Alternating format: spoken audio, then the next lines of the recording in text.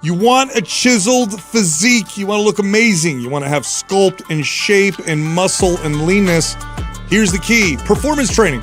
No joke. Nothing is more correlated to looking amazing than moving amazing. Performance is the key. We're going to get into it and why if you chase this, you're going to look the way you want.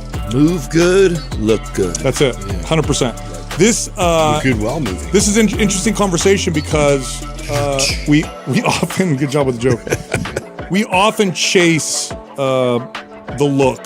We chase the body that we want. And when we ask people, what body do you want? What they refer to is the way it looks, right? Yeah. Somebody hires you as a trainer. We know this. What are your fitness goals? The top goals are always appearance related. And I get that. I mean, it's always that, right? Always. I'm trying to think of a time that somebody hired me and I asked that question and they said, I want to move really well. I don't know if I've ever heard that. No. It's 1%. I mean, I might have come across it, but it is not. I mean, I can't. Not high. I imagine I've had somebody, but like I can't pinpoint a story to share with you where I remember that. I remember there was a couple times where someone said specifically a performance goal, like a couple. And I remember getting excited because it's so rare. So different. Yeah. And they came in and said, we want to get strong. Yes. Oh, wow. Yes. That's and it was cool. like really exciting. Like, oh, this That is great. and pain, I think I've had that. Pain, I It's get just that. different. Pain for is sure. total. That's a major motivator. Yeah, because right? that's a reminder every day. But I have to say, I'm pretty sure even all the pain people went like this. Like, I really want to get rid of that low also- back pain, but I'd love to. Get rid of this and I want to look. pooch. Yes, I think almost always there's a and also with the pain. Right. And so, and I get that, right? I get that because the visual representation of health is what we're all after, not necessarily health, not necessarily performance. But here's the kicker. Here's the trick or the hack or the secret is that if you focus on performance, you're going to move in the right direction. If this is your North Star, and we'll talk about what we mean by performance, right? If that's your North Star with your fitness journey, you're more likely to move in the right direction, less likely to move in the wrong direction. And this is even true with diet in relation to this particular goal. Now, on the flip side, if this goal that you have is a visual goal or how you want to look or an aesthetic goal, and that's your North Star, I mean, I don't have to say this to you guys, but to people listening, more often than not, if that's your North Star without guidance, you're not working with a good coach or trainer who understands better, you're more likely to move in the wrong direction. Mm-hmm. You're more likely to do things that sacrifice performance, oftentimes sacrifice health, in pursuit of a look. And now here's the crappy part of that. You don't even get the look, right? If your performance declines, your health, especially if your health declines, you don't get that look that you're looking for. And I think this is one of the this is like the crux of why people have trouble getting to their fitness goals and staying at their fitness goals, because they're focusing on the side effect and not on the main thing, not the root. And at the root of aesthetics is a body that moves well, a body that's strong, a body that can Healthy, perform. thriving, and performing. That's right. Yeah. That's right. And so again, and I'll say this as a trainer, good trainers know this. If a trainer is listening right now, you know exactly what I'm talking about. A client hires you with an aesthetic goal, which is most clients. You know what you track. You don't track their aesthetics. That's what they track. What you track is strength, stamina, mobility, endurance, how well they can move in different directions. Stability.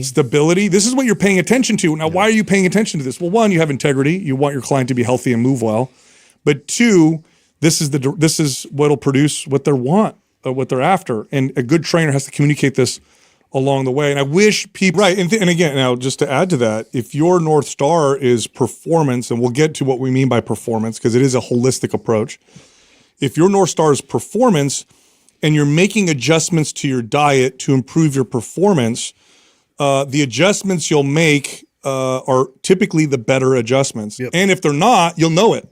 Right? You'll know. You'll see. If you're like, I need more stamina. Yeah. Okay, what's happening with my diet? I'm not feeding myself enough. Maybe I'm not eating enough carbohydrates. Maybe my fat intake is too low, because any one of those things can contribute to reduced performance. So you start making these adjustments, and then you notice improved stamina. This is the right direction. Okay, now I want to get stronger. What are the changes I need to make to my diet? Versus, there's things I can do on my diet that can just make me lose water. I can lose weight on the scale. That can give me a false signal. I'm moving in the right direction. Meanwhile, I'm weaker. I don't feel as good. I can't tell you how many clients hired me and were so blinded by the false signals of the mirror and the scale, so much so that they totally sacrificed performance, and they sacrificed their health in pursuit of this sign that is meant to be the side effect. And I'll word it differently. A body that can perform well, okay? A body that performs well typically looks good. Oh, yeah. It typically looks good. So chasing this or using this as your gauge is phenomenal. And you've heard us, if you listen to the show, you know that we like to point to strength, and strength is an incredible metric, especially for the first few years of training. But when we're talking about performance, we're talking about broad spectrum, holistic performance. We're talking about all of the metrics of physical fitness because they all help balance things out. Because you could also get very narrow in scope with just like endurance or just strength.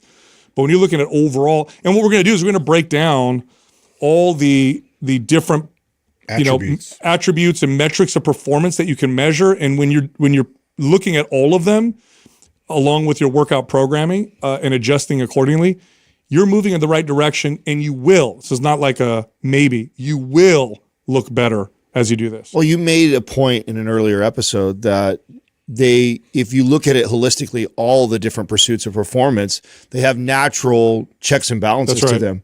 Because you can become obsessive about a single performance metric or number, and that can lead to chronic pain or bad habits, bad behaviors. But if you look at it holistically at all the things, they do have natural limiters or they have natural checks and balances. And so I think that's such a good way to look at it, and so much better for long-term health and keeping people consistent would be to reframe their goal around stuff like that. It's also psychologically too. Yes, totally. And it's also this, like from a health perspective, the things that correlate best to longevity and health, if you were to look at, what are the correlates? What are the metrics that I can measure that will directly tell me whether or not my longevity and my health are doing well? The best ones are all performance-based. The famous one that now medical community talks about quite a bit is a grip strength test. Mm-hmm. So you can predict all-cause mortality better with a simple grip strength test than you can with almost any other single metric. Now, what's so special about grip strength? Nothing specifically about grip strength except that it's a proxy for overall body strength. So when someone's strong with that performance metric, we see longevity. Now, what if we threw in there stamina? What if we threw in there mobility? What if we threw in there your ability to have reactional ability, explosive power, which everybody needs a little bit? If you throw that all in there, what you have is a healthy person with great longevity. And I'll put it differently. If you took two groups of people, 50 here and 50 here, and this group over here, we're just going to make you fit. We're not going to worry about anything else. I don't care about body fat percentage. I don't care about the scale. I don't care about how you look. The goal is at the end of this 1 year experiment, we want to dramatically improve your performance. And then this group over here, all you guys are going to focus on is trying to look better in the mirror. So your workouts, your diet, all that stuff, it's all focused on what you see on the mirror. Over here, it's all about performance. At the end of the year, guess who looks the best? Yeah. The performance group. Yeah. So this is one of the best ways to measure your progress, to gauge your progress, and to make adjustments in your programming, meaning your workouts, and your diet. So what we're going to do is we're going to go through what performance looks like and why each of the attributes that we're going to talk about are so important and what they contribute to in terms of aesthetics. Because here's what we're going to do right now. Our job is to sell you the right thing, because I know it's easy to sell you. You're going to look good. Every other moron in the fitness industry does that. We're going to try and sell you the right thing, and we're going to try and sell it more effectively, and here's how. So we'll start with the first one, which is multi-plane movement ability. Let's explain what that means. Yeah. So multiplanar movement means I have good movement and stability forward and back, side to side, and I can rotate, okay?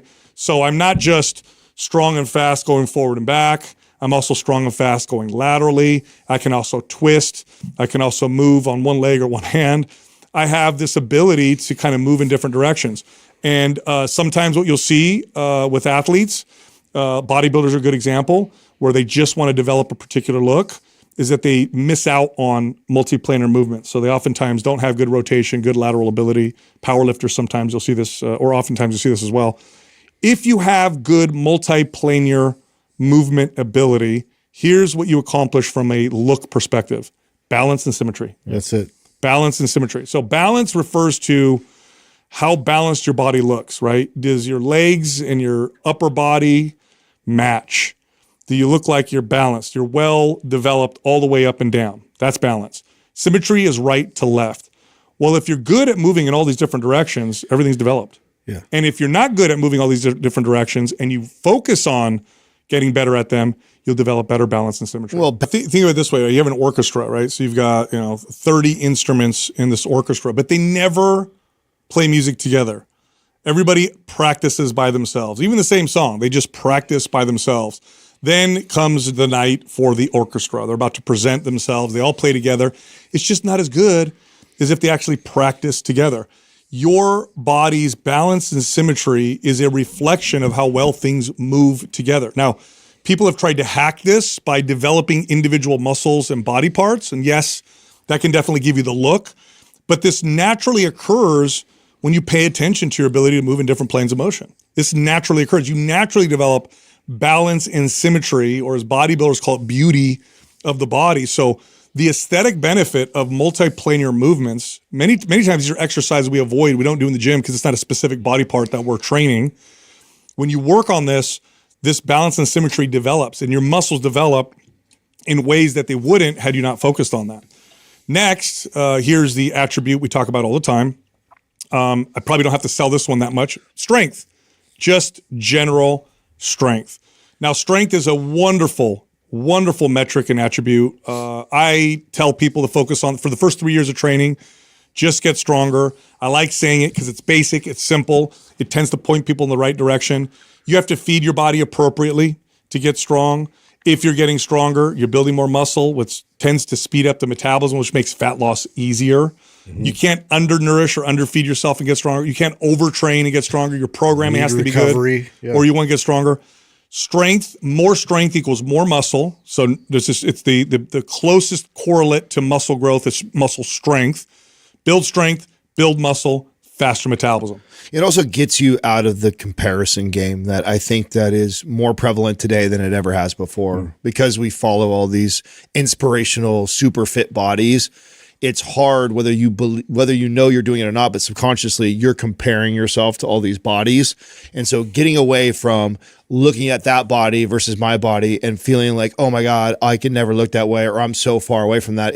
I'm focused on last month, I could bench press this and squat this. Yeah. And now this month I can do this. It's like you're comparing your strength, your numbers, where you're at, and it helps move away from this comparison game that I think we do, whether we believe we do it or not. If you've got a feed on Instagram that's full of all these fit inspiration people that you follow, it is really difficult not to do that. Even like subconsciously, even if you don't realize it, that's what you're getting all the time. It's like you're subconsciously comparing that, like, oh, I want to look like that, or I want to be like that. Even if you're not saying it, I think that's what it helps move you away from that direction, why that's such a healthy way to lift. Right. Next up is stamina. Stamina tends to contribute to a sculpted athletic look. When properly pursued in a routine, stamina contributes to a body that looks more athletic. Now, what does that mean? Well, I mean, I hate to use these terms because I think these are terms that are bastardized.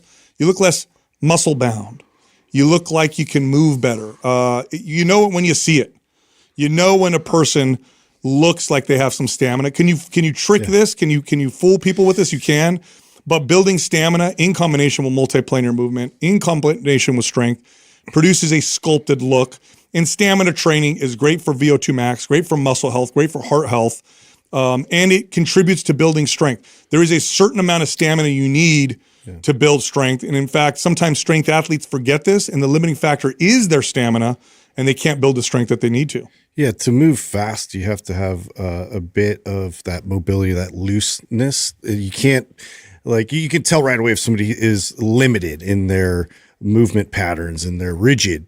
And to be able to move fast, it creates that that specific look. And you see this in athletes where, it's definitely what we're going for, that more lean, defined type of a look with musculature.